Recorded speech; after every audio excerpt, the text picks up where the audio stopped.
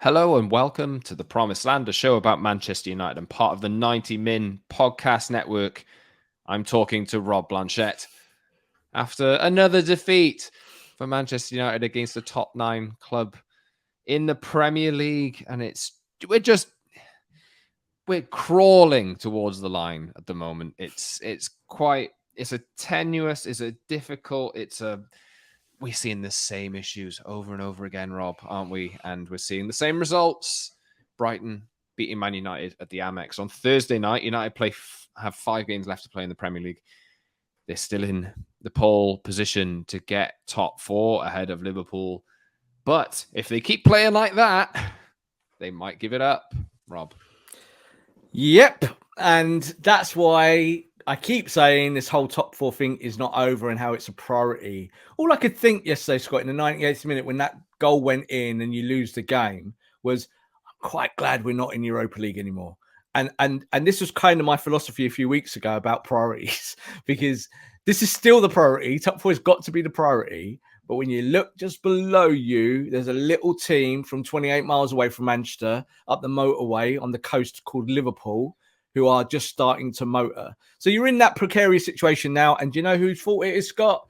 It's yours, not you, Scott. But I'm talking about Manchester United. I'm talking to obviously Manchester United, the entity that we do this show about. So really, really disappointing result, of course, in the end.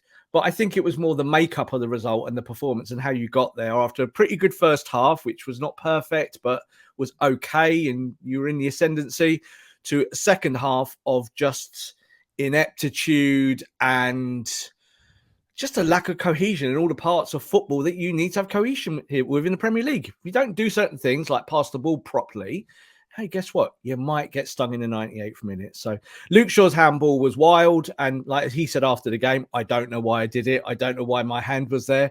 And I feel sympathy for him because I think he was man of the match. I think he's been brilliant as centre-back. But for me, it's the midfield. The midfield, if it doesn't tick and doesn't do its job, then a team like Brighton can absolutely tear you to pieces. Last 10 or 15 minutes, Scott, the game were a pretty painful watch. We'll be talking more about the Brighton game and looking forward to the rest of the season. You can probably tell by my tone that I've just had enough of this. I'm sure if you're listening as well, you probably have as well. United are just, as I say, crawling towards the finishing line, which is just not what we wanted. We wanted a little bit more momentum, some more promise, but it feels like they're running out of legs a little bit. The plus side is that they don't play they play on Sunday, but now they only have one midweek game left this season. That's in the final week. So if there's any energy troubles, hopefully they should be able to recuperate with full week breaks for the next 2 weeks. But you can subscribe wherever you get your podcasts, on Spotify, Google, Apple Podcasts, etc. Please give us a 5-star review and leave a comment, and watch us on YouTube if you would like to actually see our faces as we speak. Twice a week, Tuesdays and Fridays usually. We'll be doing that through the end of the season, hoping that we do see Man United seal top 4 and hopefully, although this is a long way away, hopefully win the FA Cup as well. They are not the favourites for that game, I will say.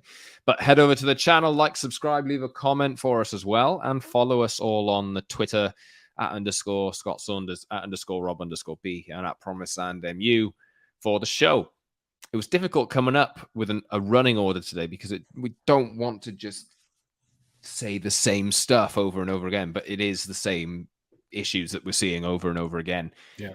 I suppose for me, it's United do like the only saving grace here is that United do have a cushion to Liverpool. I think they need to drop points in 4 games, or needed to drop points in 4 games in order to give that position up. Now they have 5 games left, so they've used up one of their lives, but they need to get back on the wagon. These are the fixtures that they have. They play West Ham away on Sunday night, Wolves at home on Saturday the 13th, Bournemouth away, who are resurgent, Chelsea on the Thursday the 25th, penultimate game of the season in midweek. Chelsea having a bad season, but they've got some good players, and if they manage to click it in the next 2 weeks, that could be a problem. And then Fulham. We obviously saw Fulham come to United in the FA Cup, and they caused a good few problems. So not an easy run-in, even though United are not playing a team higher than 10th in the Premier League before the end of the season. But, Rob, So what was the frustrating thing about the Brighton defeat then for you? Is there one thing? Is there several? What's the takeaway? Like you said, it's the same things. Like, if there's an illness, then you can only really talk about the symptoms, can't you? And that's it. You can't. The illness itself needs to kind of heal, get fixed later on down the line. And we've said this all along, haven't we? That we believe that Ten Hag will fix these things. That's the saving grace here. But I just think it's the same problems from the same players that some we give passes to because we like them, others we don't like, so they get hammered by in social media.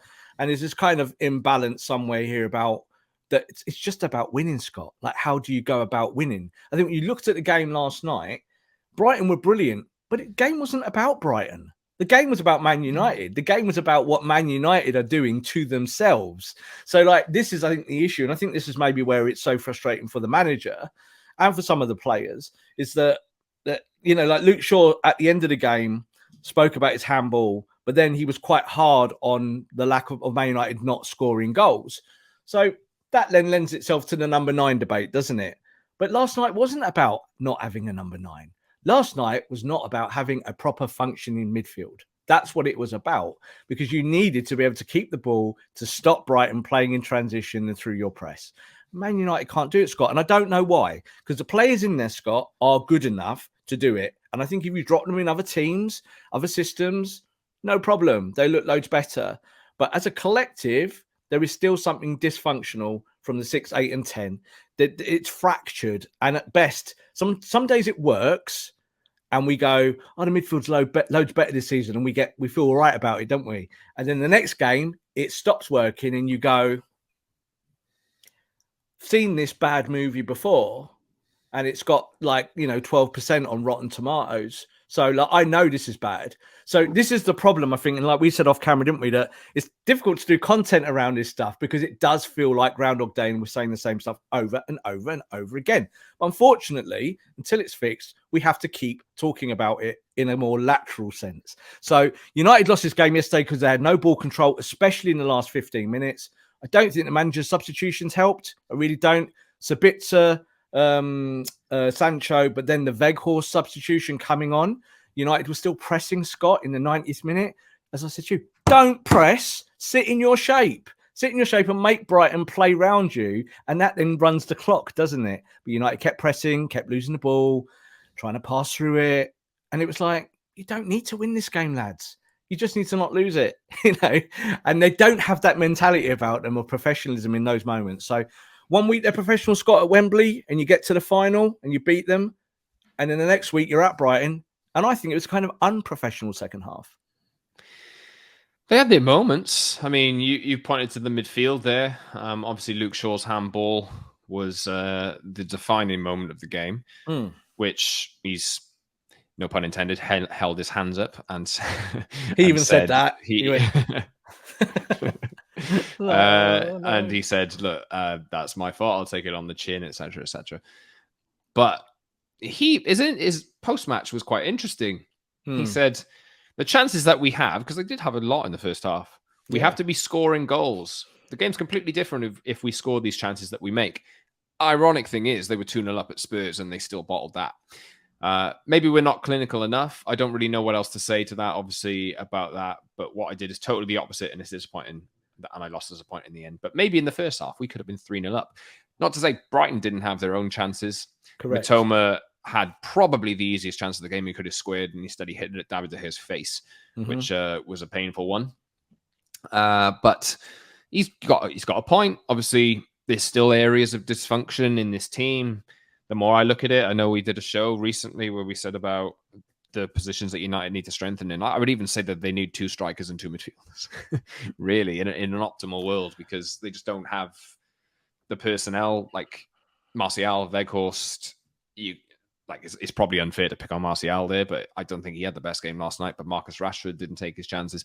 Anthony didn't take a chance in the first couple of minutes. So they need to get better and they need to get more clinical. But obviously, the midfield is an area that they can't control at most times either. So, yeah. What did you make of what Luke Shaw said? I understand what he said, and I think he was trying to tread carefully because on one hand, he was trying to say, yeah, hold my hands up, like literally and metaphorically. And that's quite funny, but also quite tragic. But I think like making out the point that scoring goals is what football is about is always a little bit of an anomaly, because it is completely true. Like if you score 8 goals in a match, it doesn't really matter if you concede 6, does it? You know that, but United should have had goals yesterday. And we've talked about the number 9 question all season long. And like, say you had a Ronaldo in there yesterday, would you have scored more goals because he's the greatest goal scorer of all time? Well, probably not. So why is it that you're in that position? The truth is this, Scott, and we said this in the last show, that you didn't need to win this game. You just needed to not lose it. And this is where Man United have, I think, a little bit of a brain gap, because they can do certain things really well when they're humming and when they're buzzing. And I think some of the ball progression in the first half was really good from midfield, from the 10 and the 8, and United were doing that well. And Martial got his chance, Rashford's got chances.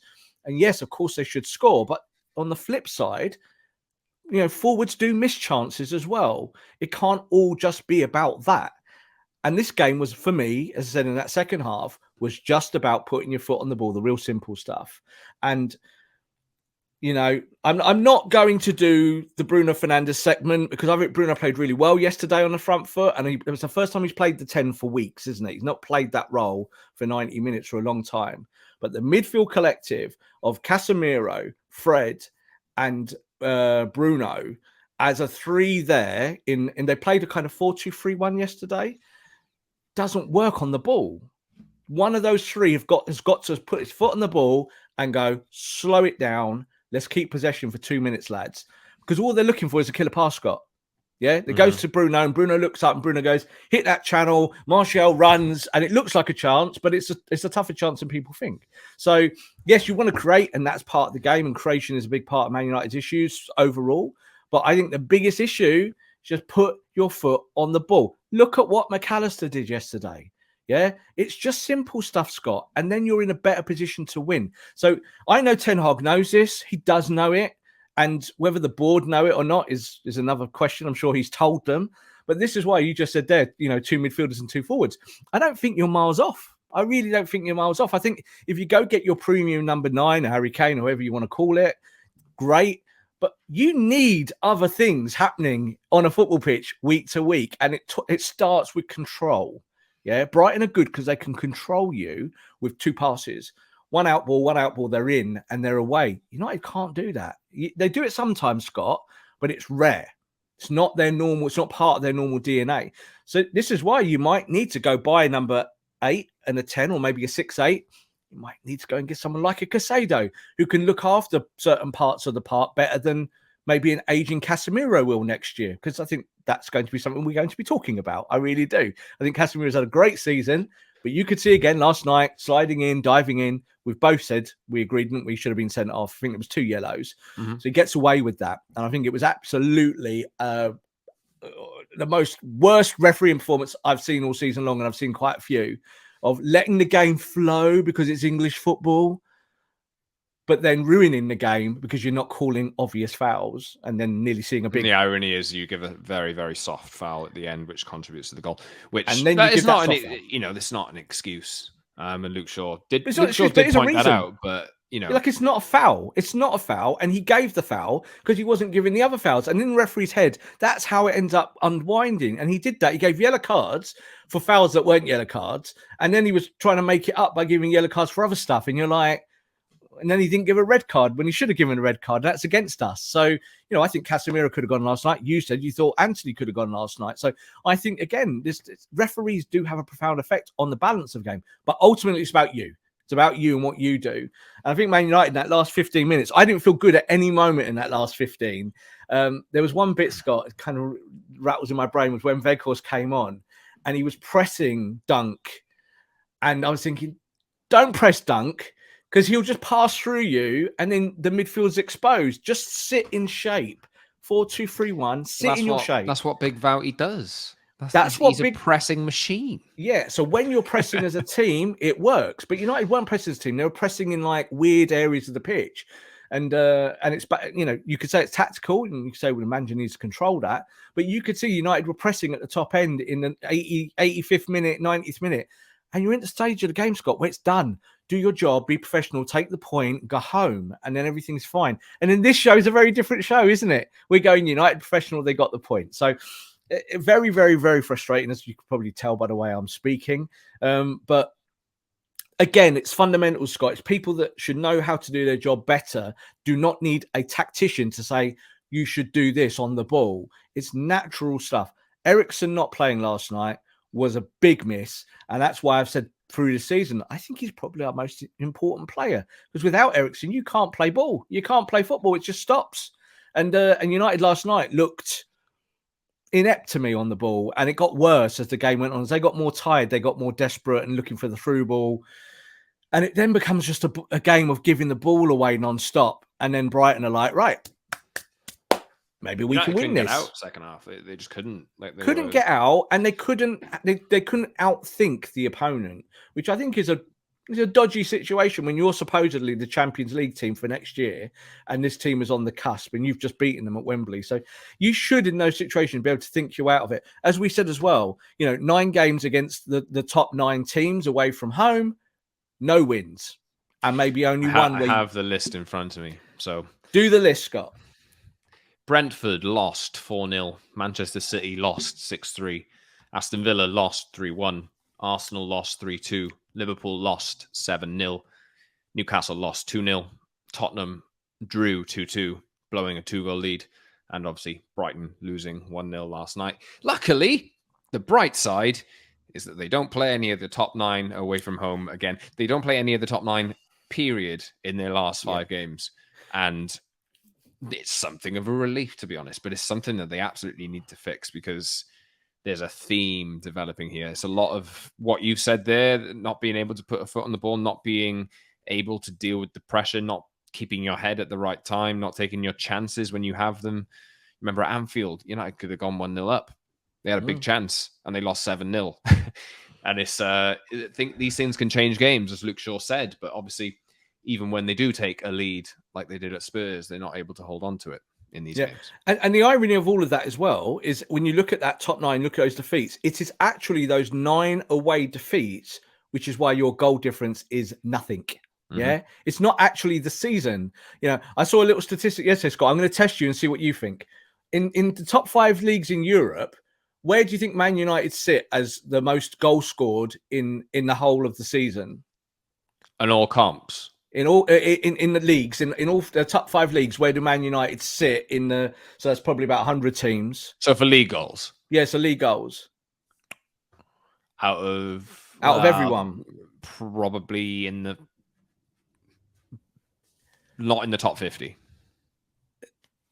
They're 5th. What? Right? So they're in for the whole season. They are 5th when it comes to that's in all goals. competitions, right?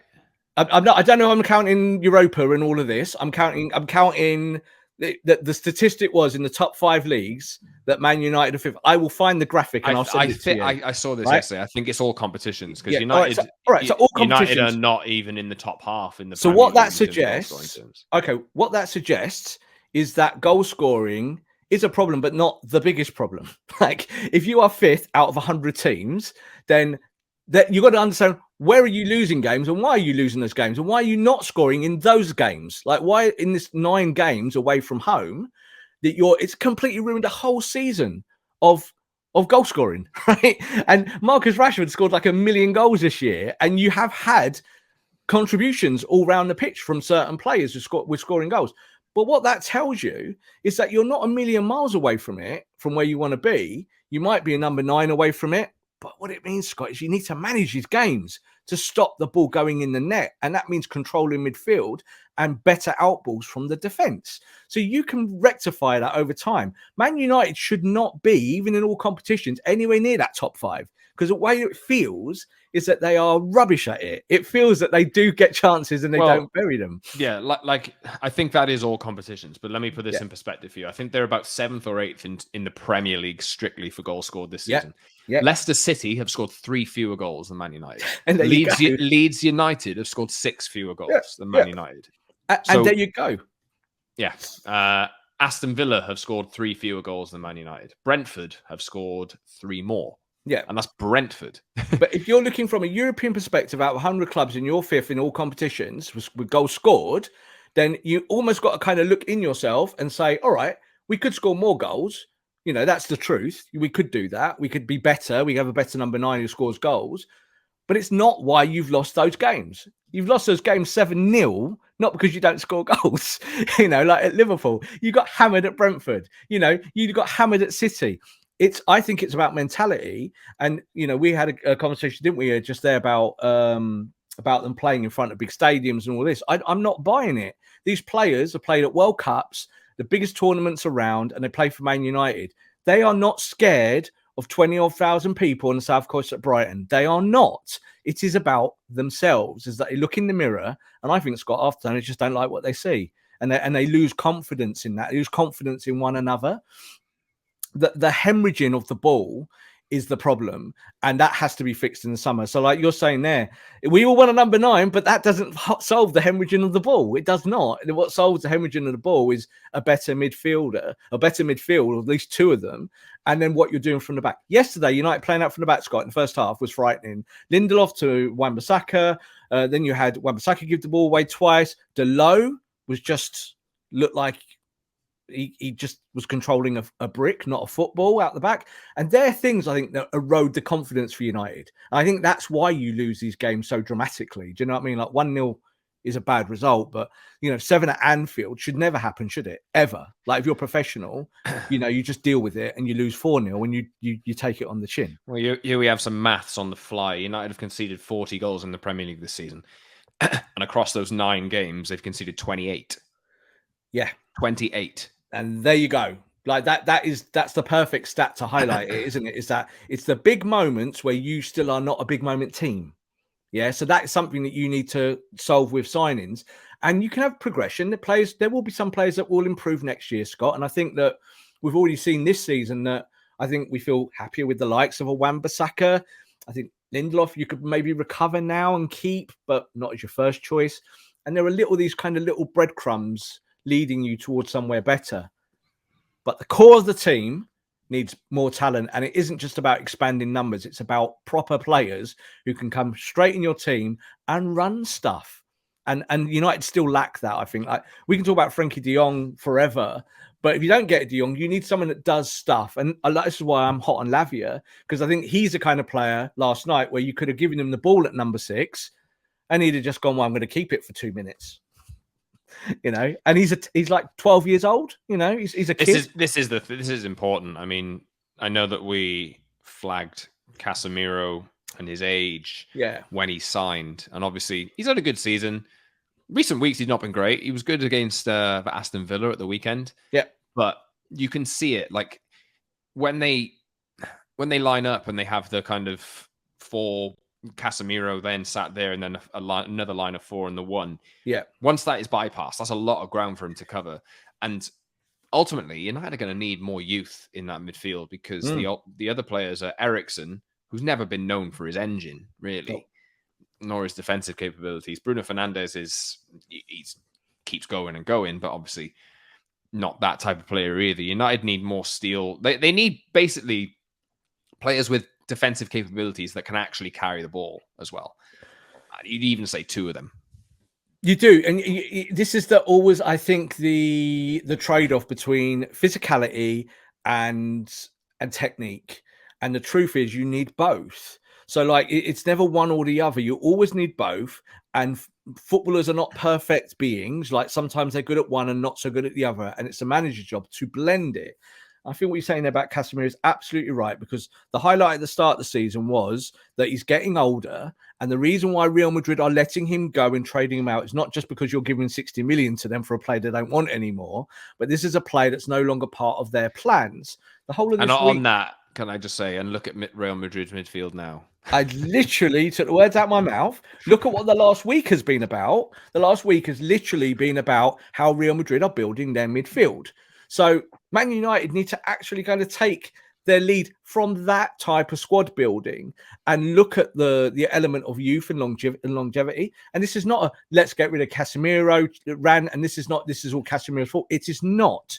But he is not getting any younger. He's technically really good, but you saw in like last night, he can't be the only technical element in your midfield because he still feels that a lot of his job is to run around and kind of stop stuff. And I don't actually think that's his strength. I don't think he's particularly great at those things. The modern number 6, Scott, is about ball playing and playing out from the back and control.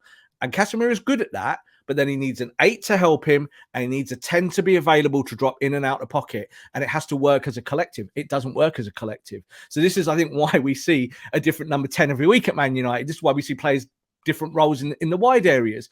This is all why we talk about these things. It's not agendas. It's pure football. So, like, this is why you need to go get someone like a Lavia who, in those scenarios, because he's young, if you're not starting him, you could look at it with half an hour to go and go, right, this now turns into a let's control this game a little bit more. And Lavia, I need your energy, but I also need your ball work. And your job is to end this game with 97% pass completion.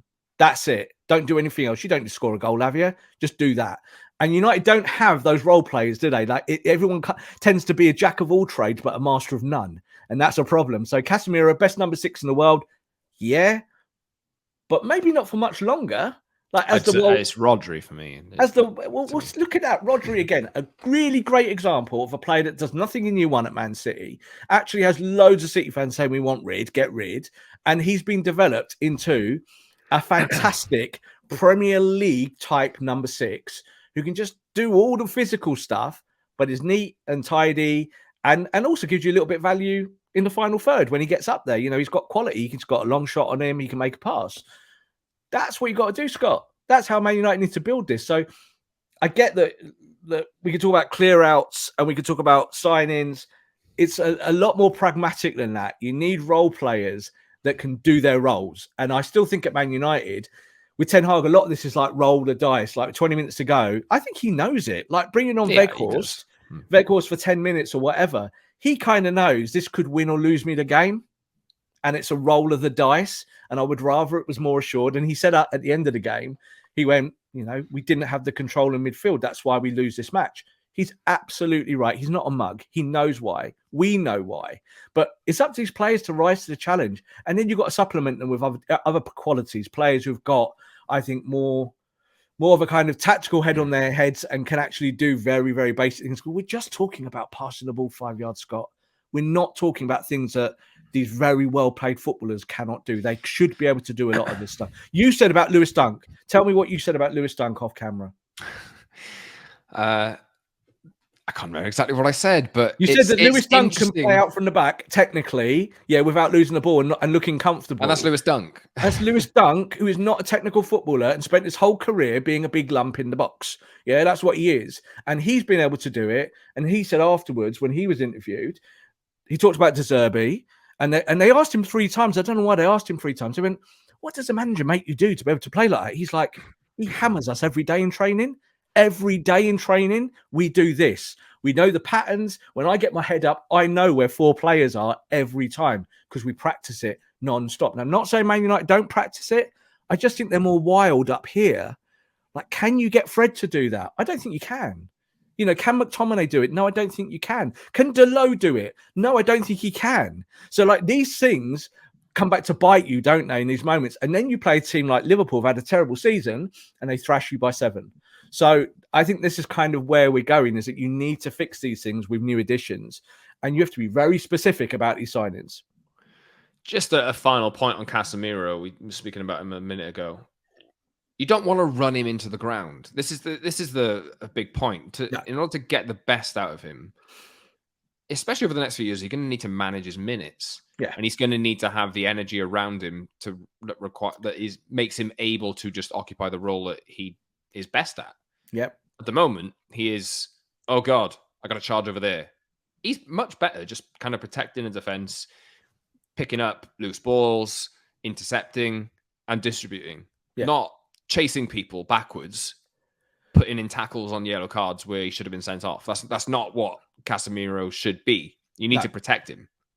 Exactly. And this is why you need to expand your squad in those parts of the park we're talking about. Because again, the shrewd thing to have done tactically last night, Scott, is that with that 10-minute mark to go, is that you sit in a mid or a low block and you say to Brighton, you're a possession team, you can have the ball, but you're not getting anywhere near our goal.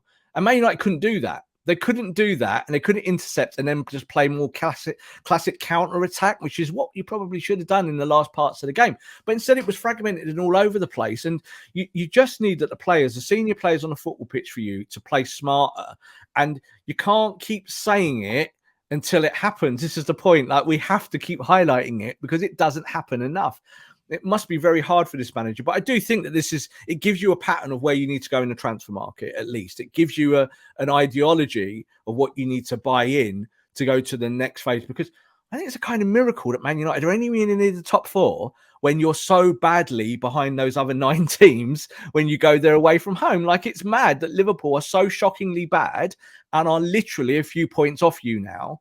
And this again is about you, not really about them, because Liverpool were what, 12 points behind United a blink of an eye ago, and now it's what, 5? And yes, you've got a game in hand, but West Ham is difficult. And we're going to talk about West Ham now, but West Ham have got other priorities. But it's the kind of game, if you don't get it right going to London, that is a real proper atmosphere, London Stadium. And you're going to have West Ham who love playing against Man United. They absolutely love playing us. And, in the years gone by, they've had big victories over us.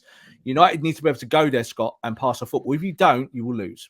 I think they need to win this now. For me, of course, it's as I think I said before the game last night that I think you need 4 points from these games, just to make sure that your lead is preserved. I know Liverpool would ultimately have the chance to close the gap in those circumstances, but to take the pressure off, because United lose on Sunday, and that is pressure ramped up. That is ramped up. That's Liverpool a point behind. I'm feeling it already. And then pressure's there. And then when you have a mentally fragile team as mentally fragile as Man United are, you never know. You never know what happens because they have not proven that they are able to cope with those situations. Totally. So it is a really big game on Sunday. It's a very big game. West Ham are obviously they went to Manchester City the other day and lost after a promising first half, but they're a team that can really bring it. They'll have other priorities. Obviously, they want to stay up in the Premier League. I think they got a 4-point cushion over the bottom teams and the relegation zone. But they want to win the Conference League, and their Conference League game is next Thursday. So maybe they'll try and prioritize both in these circumstances, and maybe between the legs, maybe switch the focus. But if West Ham need one win, and they're safe, so they're gonna have enough to play for that day, and United need the points as well. So it ain't gonna be easy. Not going to be easy. And let's hope. I'm quite happy if David Moyes decides that several of his players are sick again. So if that happens, then more than happy with that. If they rotate out and help us in that aspect. I think when you look at the makeup of the game, is that if you can deal with Antonio and the way Antonio plays, and I think he's having a better half of the season and he looks more like himself. If you can deal with his kind of power and pace of the channel and make sure he doesn't get around the back of you, I think you take away a big chunk of what West Ham are good at. But I also look at Paquetá and I look at how he's playing this year. And now he's got to a point, I think, in midfield where he's controlling games from that part of the park. And that's our weakness, isn't it? Is to stop players who can control the ball coming in from, say, just the edge of the final third and having a goal threat as well with it. So a really difficult game. We've said every game's a cup final, and yes, it's a cliche, but it really, really is a cup final. And I think I'd have preferred it in many ways. If Man United had lost to Brighton in the semi-final, but beating them away yesterday, I kind of would have been happier with that, because I want this season to be over with now. I want it to be done and ticked off, and you can say, right, we achieved this and it's finished, but it's not finished. And that's on you. That's not really on the teams around you. It's about how you've not been able to get to where you need to be. Got one game on hand in Liverpool. You've got to make it count. If you don't make that game count, if you lose that game in hand for whatever reason, then it's game on. Because Liverpool, I think, are going to go to the finish line. I said to you, Scott, as well, that Liverpool got 4 games, and one of those games is against Leicester. And Leicester are actually playing quite well, even for where they are in the league. And Leicester could be the banana skin that stops Liverpool getting top 4.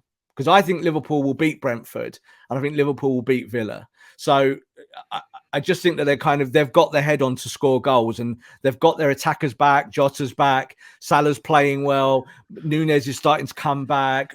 Gakpo now knows where the goal is. They've got firepower. Man United, on the other hand, it's about stage management again. You've got to just manage these games. Maybe even a draw at West Ham isn't a disastrous result, but you can't drop points like the way they did yesterday. I'm not gonna say don't lose again, because they will.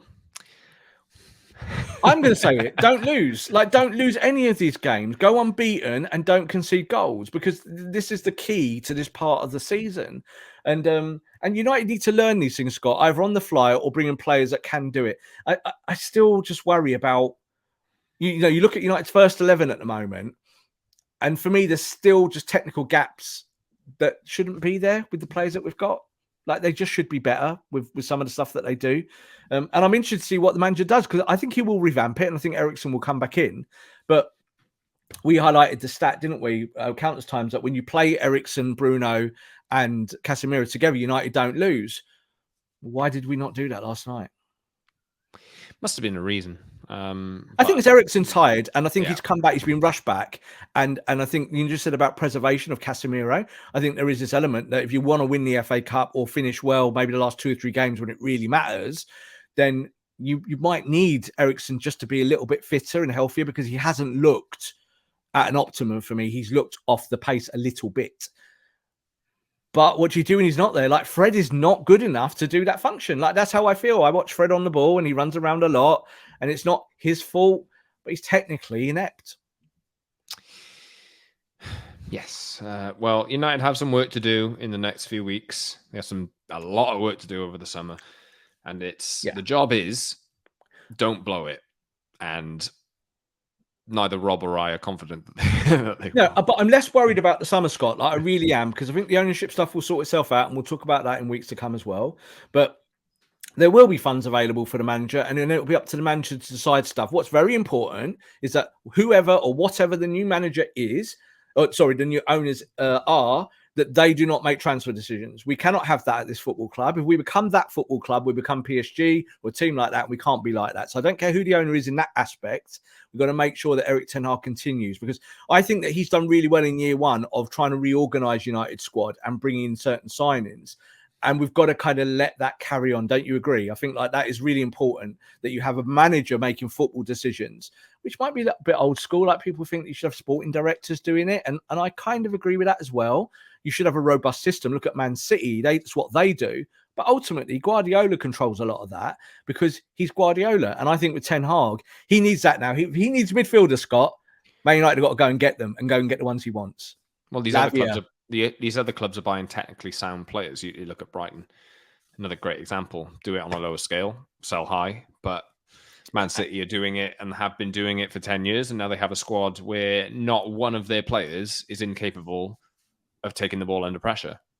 Completely. And buying players is not about buying fashion, right? It's not about going and shopping in certain markets because those markets are the most attractive or the biggest. It's about having a global scouting network where you can pick up the lad off the streets of Ecuador and say, look at him. He does this, and this. He's 16, 17, 18. We can develop that, and he can be in our first team. They did it with Garnacho. Yeah, they took him from Atletico.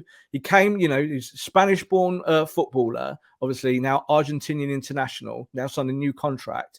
And they did it, and that's the right way to do it. Go bring him in, develop him for 2 years, and get there. Now, United need something a bit more immediate than that, of course, in this transfer window, but that has to be the philosophy. That's why Brighton is so good. We talked about McAllister yesterday, and he was saying, this is year 3 or 4 at Brighton. He's been at Brighton for a while doing this, developing his game, and now he's ready for the next step. No doubt, probably end up at Liverpool next season. So it's a juggling act, isn't it? And it's never ending. But you've got to get better at these things, and it has to be about technique, Scott. You have to have players that are technically better. It can't just be about physicality, or if you could run around. And then you can lose the Freds. Like, this is the way I'm thinking about McTominay's and all of that. You can only get rid of them, Scott, when you bring more technique into the football club. And that is still definitely the Achilles heel. Yes, that's it for us. Subscribe to our show wherever you get your podcasts, Apple, Google, Spotify, and the likes, and watch us twice a week, Tuesdays and Fridays. We'll be back Tuesday to unpack what happens at West Ham. let's hope for not a repeat. Let's hope for something different to what we saw at Brighton.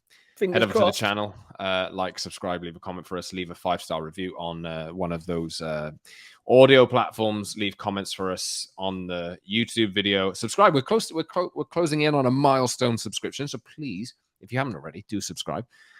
Follow us on Twitter as well, at _Scott Saunders, at _Rob_P, and at PromiseLandMU for the show. We're back next week, as I said. Thank you, Rob. I've been Scott. See you soon, everyone, for another Promised Land.